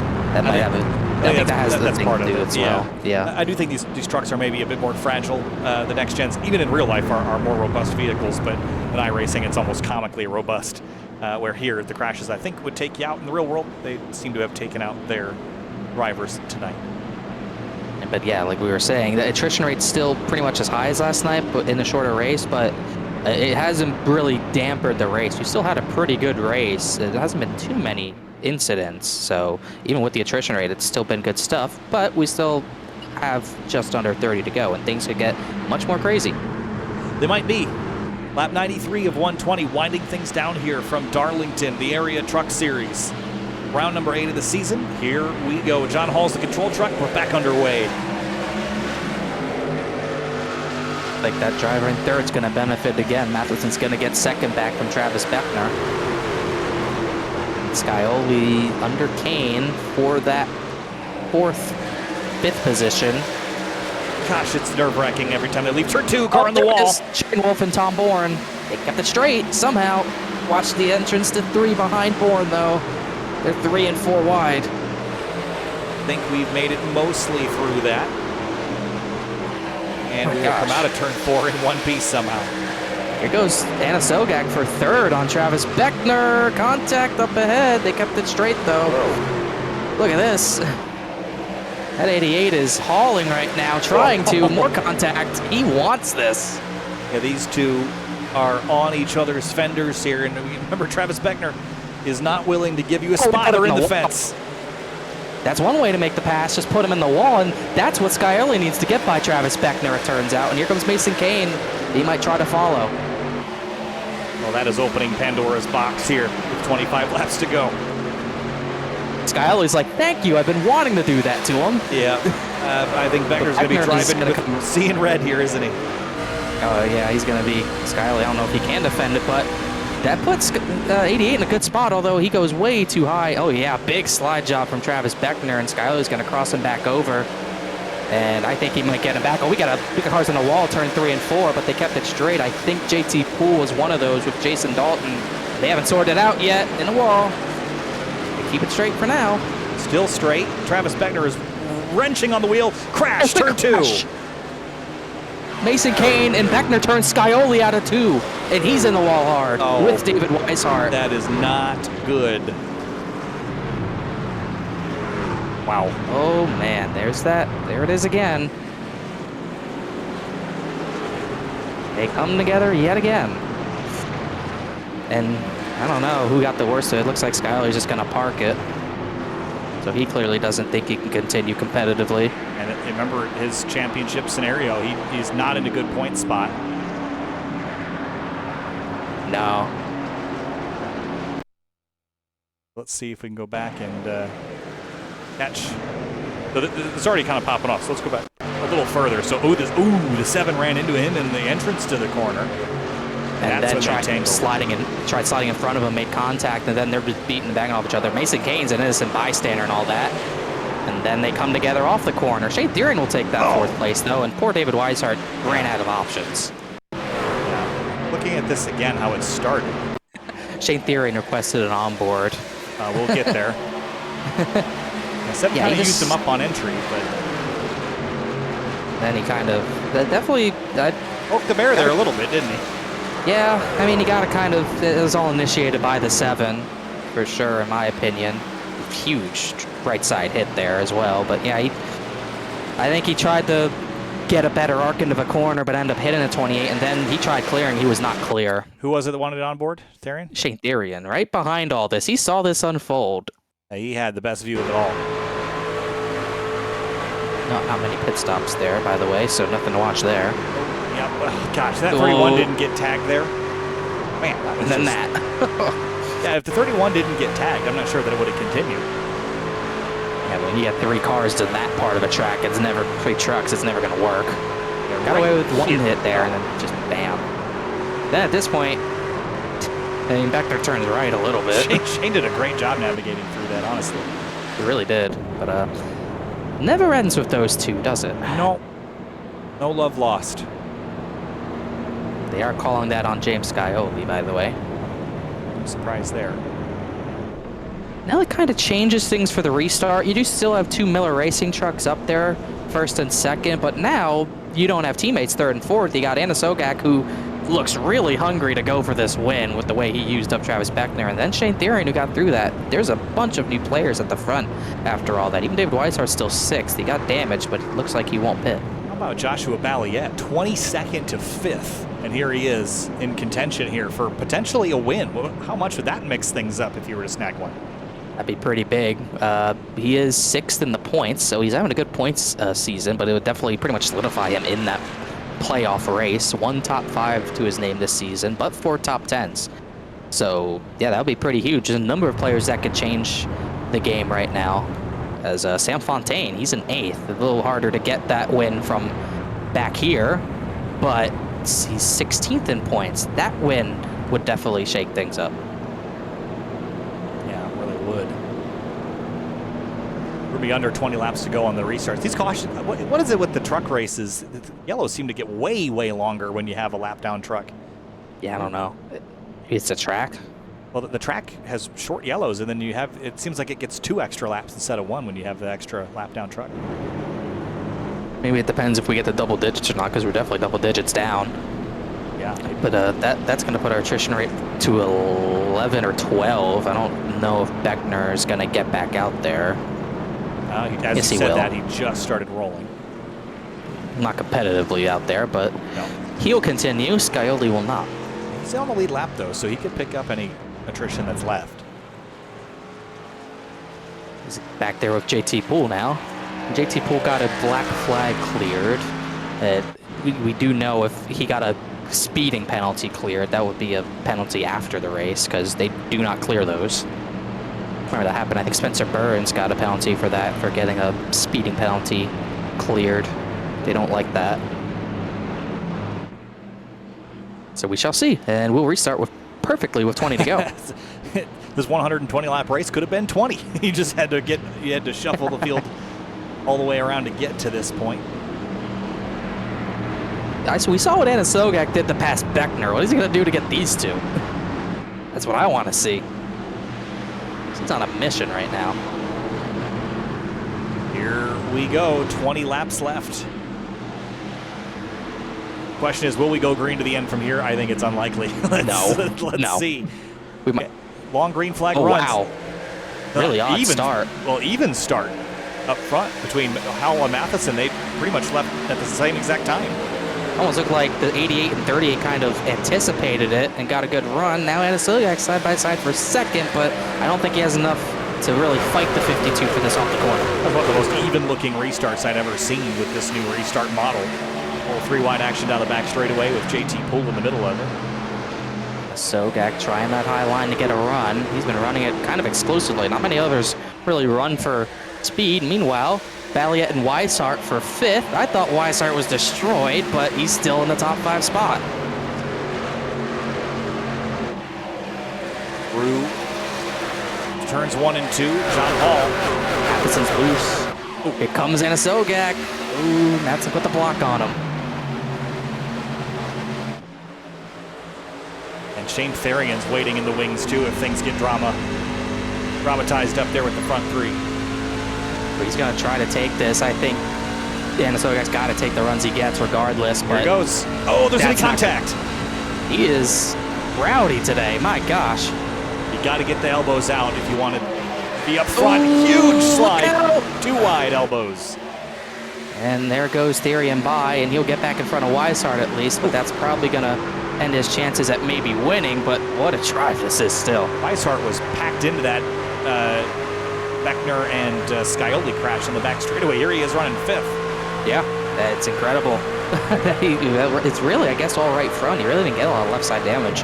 I thought he pinned it into a wall, but it looks good. Pretty and low he's pulling speed away. impact, so I think he got away with it there, but I don't think he'll recommend that. No. Not good for Aero. Nope. Despite popular belief. Truck drivers hate this one trick. I mean, they advertise this series in the real world with just crash after crash after crash, and how rough and tumble it is out there. Well, rarely in the sim racing world does that usually work. No. I mean, just look at the title fight this season. That kind of shows you what that's about. Yeah.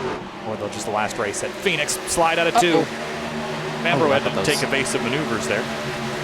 Kind of been quiet all day, but knock on wood, his truck's still somewhat clean. Well, again, some days you have a quiet day. Some days that's a good day. Oh, look out. I thought he was about to get right reared by Tom Bourne. Bourne did a great job through 4, just keeping the momentum up. Yak Joan on the high side there. Eric Wineland moving forward. Wineland's got slightly fresher tires than effectively everyone ahead of him. Safe for... Oh, there it is. Greg Mitchell on the wall and Yak Joan. They're going to keep crashing. Oh, they had it straight. Oh, Mason Kane to the inside. No, Mason Kane's going to come back in front of traffic. Still straight. Oh, my gosh. Caution's out. How did no one hit him? Oh, we were almost about to avoid a yellow there, too. Oh, my gosh. How did no one hit him? Half a lap. Joey Chapman immediately came over to the voice chat wanting his view on that. Oh, I bet he's got... How did no one hit him? Joey Chapman's on board. Let's take a look. Where's Joey right now? 12. Also, good job of Mason Kane limiting damage, too. But my gosh, watch this. There's one. Middle. That's him by everything. And then looks like Senesac and I think Jason Dalton kind of came together. Mason Kane had nowhere to go. But look at Adam Capps, Ryan Swan, and a bunch of others barely avoided death. JT Bull's on board here. Wall at 2 as well. There's that contact. Then Kane swerves to miss the inside wall, and then, oh dear gosh. Oh my gosh. You get one shot to miss someone like that, and if you mess up, it's bad, but everyone did a good job getting through that somehow. Ryan Swan probably had a pretty decent look at it here as well. Did have Jake Matheson pit. He's pit from second. Well, wow. So there's a lot of trucks in the lead lap. Otherwise, I'd say that's a good strategy call here. But maybe he's banking on a few more yellows, Connor, and being able to drive through the restart a couple of times. I don't know that I would have banked on that though. I think he thought more people would come down with him. You really only have, after this restart, probably a chance at only 2 or 3 more total. Did he get faked onto pit lane somehow? Yeah, we really didn't see, but... Well, let's take a look. We have the ability. See, John Hall. It's their teammates up ahead, so... Going behind him. John Hall. How did John Hall not get a commitment line penalty there? It's weird. If you go under it and come out, you don't get a penalty. But if you miss it and then go in, you get a penalty. It's iRacing's. That's not valid. Maneuver. You can't do that. Oh, you can't do that. No, I don't think you can do that. You shouldn't be able to, no, but because it's part of the iRacing. It's just iRacing being iRacing. But that's not a rule. I'm wondering if Matheson thought that was impossible as well after his issue. I'm sure he's like, "Are you kidding me?" That rule is not relevant. First off, that cone is never used almost anywhere else. The only other track I think of that actually uses that orange cone for commitment violations is Bristol. I'm cool with using the orange cone, but it's got to be the same rule in versus out, right? You can't just change the rule arbitrarily based on which part of the surface you're on. Yeah, it's a penalty, 100% a penalty if it was accurate. I'm not advocating for John Hall to get a penalty. I'm just saying that it's dumb that rule works like that, because that's not how that should work. No, definitely shouldn't be able to work like that. But props to John Hall for knowing that and then using that to his advantage, and it might have kept one of the strongest trucks from being behind him on the restart. Unfortunately, it might cost his teammate a better finish and cost him team points. Not that that's an issue. They're like 130 clear of the second place team, which I believe is DWR. But it brings some new players into the fight, and I think if they can get to it, more drivers that are going to be the aggressors. That specifically puts Justin Sogak in a position where he can really get rough and rowdy with those 2 ahead of him and maybe have a chance. I think the only thing that was preventing the 88 from maybe having a crack at John Hall was Jake Matheson. But now he's still going to have to get by Theron again, but this is probably what he needed, as Jake Matheson's going to restart all the way down in 17th. And he's going to have 10 laps to get through the field. I just do not see that happening. Well, we will see how this pans out. It's going to be a 10-lap sprint. And I suppose we also said it was going to be a 20-lap sprint, then it wasn't that, but you get the idea. 10 laps to go. We could go 10 laps without incident. 2 10-lap heats. Yes. Now we're talking. Yeah. That's what you wanted after the long race last night. No, honestly, heat racing, There is a certain amount of cars that heat racing is just not fun for. And anything above like 20. Yeah, and then it just gets super chaotic, especially with really short races. And then long heat races kind of defeat the purpose. Yeah. So it's like when they did those Dash for Cash heat races. Those didn't make sense. We've been talking about gimmicks a lot. Yep. They do a lot of them. Nowadays. 10 laps to go from Darlington, the Area Truck Series Round 8. Who's got it at Darlington? John Hall, great restart in the 0-3. They're already crashing. Matheson's the one crashing in his calamity at the restart line, and they're still green somehow. They keep them all straight. But Matheson's strategy here not working out. And just Sogak gets the second. And everyone's bouncing off the wall now. Sam Fontaine up to 8th, looking to the inside of Colin Fambro for 7th. That was really odd. We'll take a look at that for sure, but the 88, if he wants to get it, he's got to get it now at this point. 3 tenths back, 2.5 tenths back. Oh boy, Fontaine's gonna fly in front of Wineland. Yeah, he might have gotten turned there a little bit off the nose of the 21. He's gonna create a log jam here. Oh, they somehow kept it straight though, but look at how much time they lost to Fambro and everyone ahead. They're going to go 3 wide in the background, maybe. Yeah, they are. 0-9 and Bryce Senesac is in the middle of it all. JT Poole's trying to use that apron, just will not work, so Nowicki's going to have a crack at him. All while Wineland's gotten alongside Fontaine. John Hall still pulling a little bit, but Sogak not letting him go quite yet, as Shane Wolf really sideways around his teammate Balliet. Fontaine in the wall. There goes Dalton to the apron. Just trucks everywhere on the backstretch. Those are not grooves you use, but you're using almost all the grooves at this track somehow. Curhan's on the apron. He's gotten that truck repaired. He's trying to get a top 10 salvaged out of this. Spin. Oh, there it is. Dalton goes around. Caution. This will likely set up. Probably not a green-white checkered, but it'll be a natural green-white checkered, which would leave us an option for one more. I wonder if this is better for Justin Sogak to be second rather than third, because that second-place driver, as you'll see here, looks like Jason Dalton and Senesac finally just came together down the front stretch. Same situation that we saw earlier in the night with Kyle Sieg, but that time it was 0-9 off the wall. Yeah, so 0-9. Yeah, he came down the wall, I would say, more than the 0-2 came up. So that's where that happened. You saw Jake Matheson come through there. We still have to see. Yeah, I did bookmark that, so we can go back and look at that. My life was changed when I learned about the ATVO bookmark feature. It has changed the game for sure. It really has. He just tried to go to the right of Nowicki, and there was just a truck there. Yeah. He saw the lane open up. Yeah, he saw the lane open up, and Tom Bourne was there. And then Swan, Tom Bourne, Gak Joan, Greg Mitchell all somehow avoid causing a yellow. But they did a great job keeping the truck straight here. Some of these trucks were wrecked.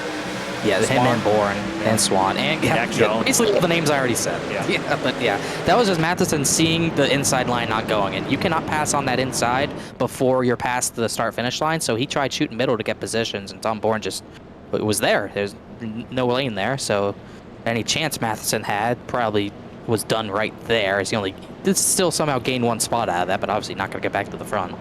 So I think it's going to be, this is either going to be 3 laps to go or 2 at the restart. But if we get the 2 lap, it's a natural green-white checkered. The race distance has not been extended.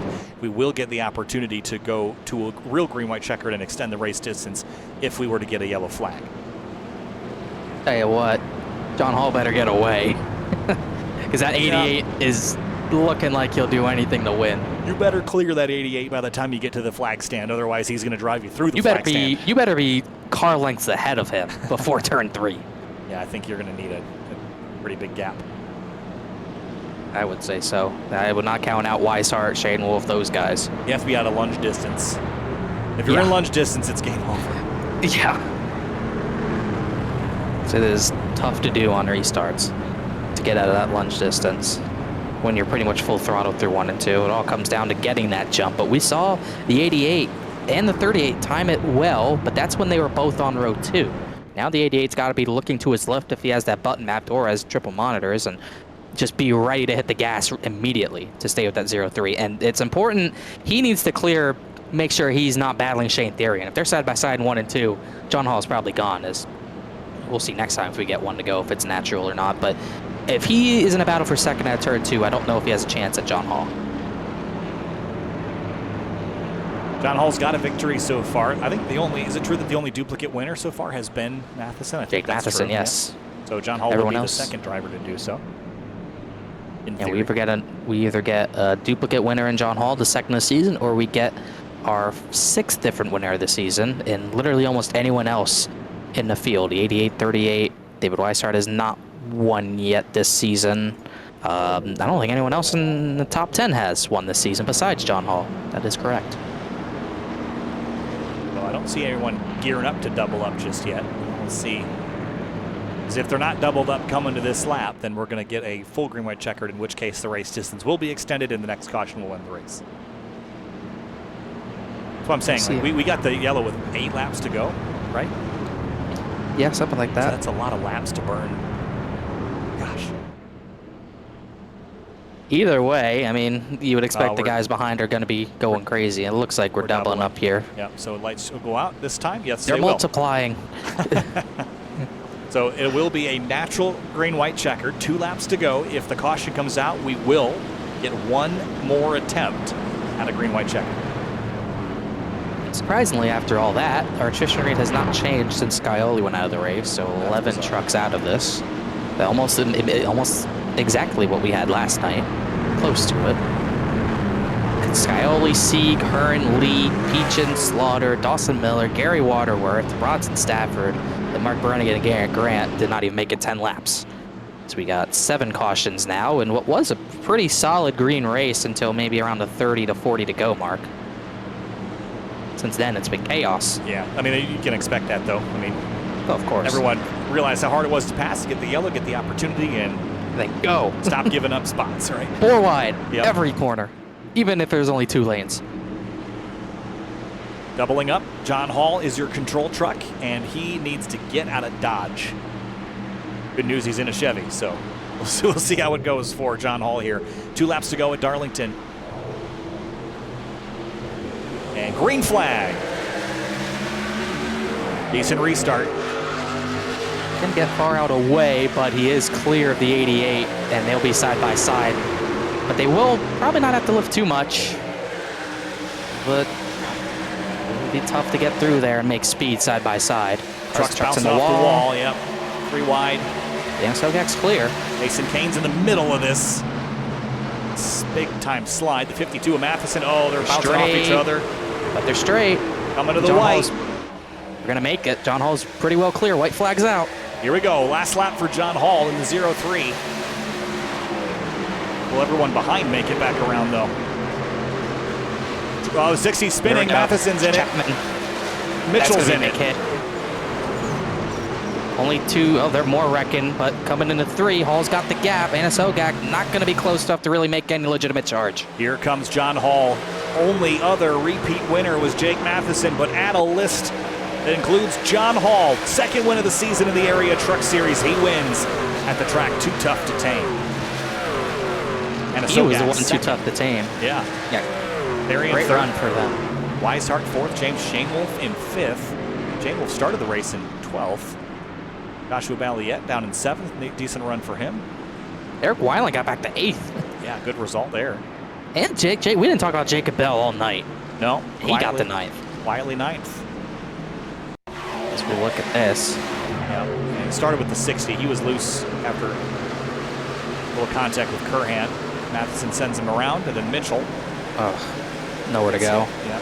And then someone else. Oh, Adam Capps is the one who took another big hit. And then Tom Bourne, him goes sliding. And that was, I guess, somehow that was it. Yeah, I guess so. John Hall celebrates on the front straight here at Darlington. And like I said, he was too tough to tame, that's his best win of the season by far. Obviously, he only has 2, but this one dominated all his teammates. And when he got the lead, I don't even think he ever relinquished it. He was untouchable nearly tonight. Yeah, how many laps did he lead? 93. That's a pretty good portion. Last season, Scioli led 105 in his win. Yeah, Yeah, decent race. Here's a look at some of the rest of the running order here, and there was a handful of drivers that ended up well down the order. A race to forget for some of them, for sure, but big field, and we had some attrition, but maybe better than Monday. Much better. But I think these trucks are raced a lot more like what we're going to see on Thursday, where the field's going to spread out a bit. You'll get some green flag running, and then if you get a late race yellow, game on. Yeah, definitely. We'll see that come into play. A little bit longer race we'll see on Thursday, 1:30 probably, but it'll still be compared to Monday night a sprint, but we will see that tire will be even bigger than it was. It was 2 seconds, but depending on what the time of day will be tomorrow, it might be much more fall off as we go through the order one more time. James Scioli, he's going to fall even further below that top 20 cut line, let alone not having to win. He's not even in contention where I wouldn't put him in. And obviously, some more drivers who had bad days. Cameron Hearn, Brad Slaughter, and some drivers outside of top 30 didn't even really get a chance tonight. Yeah, and I think as far as the drivers at the bottom of the order, some of them didn't make it very far, but nights like this, you can't even be that disappointed in not getting a great result crashing out early, because chances are you would have crashed later anyway.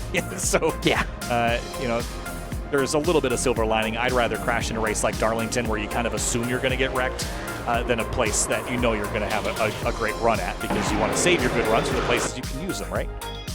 Yeah, definitely, for sure. I mean, this was a track that everyone had circled as maybe in some ways a throwaway, because it's such a tough track to master and drive, let alone qualify well at and run at the front at. And you know that attrition rate's going to be high every time we come around here. So you really almost have to, if you know you're not good here, you kind of have to end up just treating it as a throwaway and just getting ready for where we go next week, which will be Michigan, Homestead, which are 2 tracks where almost anyone can really have a chance. Much easier and a much bigger race as we get closer to the playoff start. Shane Therian comes home in third tonight in the number 38 Simrat Market Chevrolet. Shane, tonight, an interesting race, a lot of strategy, but it played out well for you. Ended up third after starting in 10th, and just a nice, solid, good points day for the 38 crew.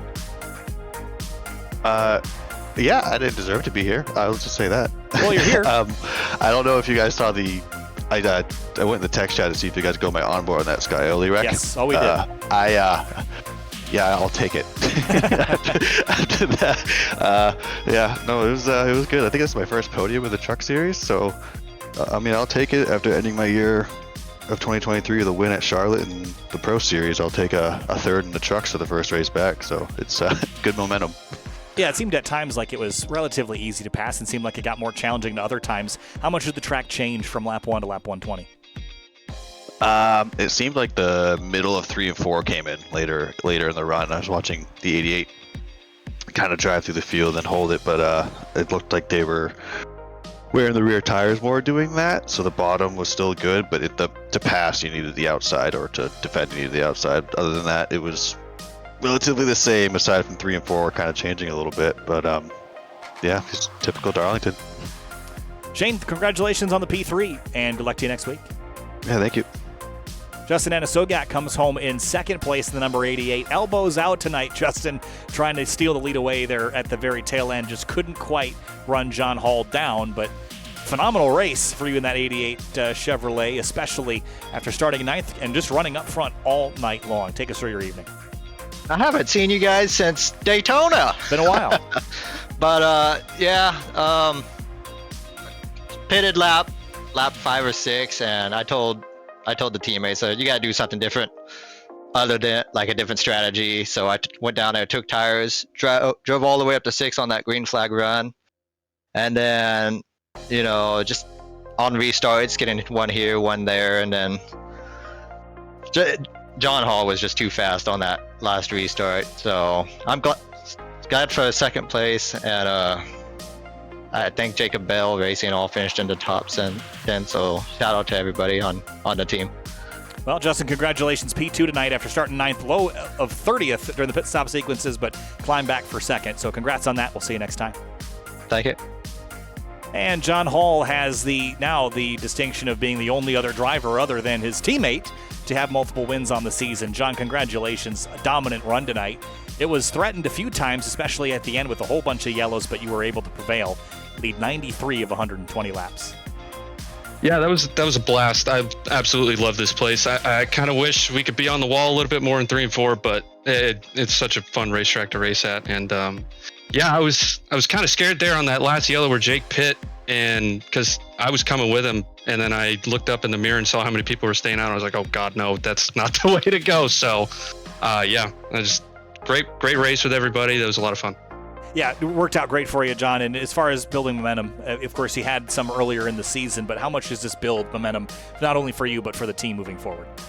Oh, yeah, the guys, we're almost, say we're getting bored running 1, 2, 3, 4 for so long, but we can't close them out. So we got to get our head back on it to close them out. But, yeah, building momentum. The win at Daytona was amazing, but I don't know, I kind of felt like I fell off a little bit on the regular tracks, and to have one this good tonight at Darlington, someplace you got to really drive it, really means a lot to me. So yeah, get boosted confidence, and yeah, I'm going to keep rolling the second half of the season here. Great night, John. Congratulations. Enjoy this one, and we'll see you next week. Thank you. Sounds good. Just happy to have Area Shop, Calusa Pines, Alien Gear, Hucket Films, and everybody at Miller Racing supporting me and being on the truck. Thanks, John. Congrats, and we'll see you next time. Thanks, guys.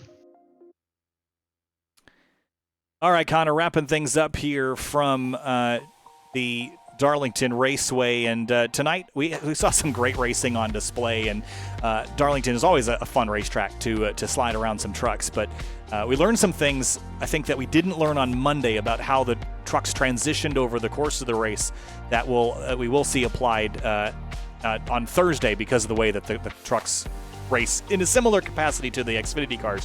What did we learn, and how can we apply it? We learned that qualifying is really, really important. We did, we knew that already, but I think in these Xfinity cars, in the trucks, compared to the Cup cars, I think it's even harder to pass, surprisingly, especially if we see another day race on Thursday night. We're going to see it even become harder. We're going to see more horsepower on Thursday and less, more braking. We're going to see the brakes really come into play more than we have all week as well. And it's going to be really hard to save the tires and make up track position as well as keeping it. Might see a top lane come in again, maybe see different lanes in 1 and 2. We didn't really see that tonight. So definitely going to be a similar race, more similar to tonight than we saw Monday night, but it's still going to be really, really tough. So everyone's going to have to be on their A game, and those cars are going to be out of control more than we saw. Plus the fall off's going to be more. So it's going to be a little bit of a change, but it's kind of the same principle as we saw last night. Stay up front, run up front. That's what you really need to do at a track like this, and really any car. Darlington is a challenge. We get it one more time this week before we move on to the next round of racing. Kyle Heyer alongside Connor Horn. We'll see you next time here on Sim TV. Congrats to John Hall, and we'll see you next time on Thursday for the Florida State Builders Area Pro Series.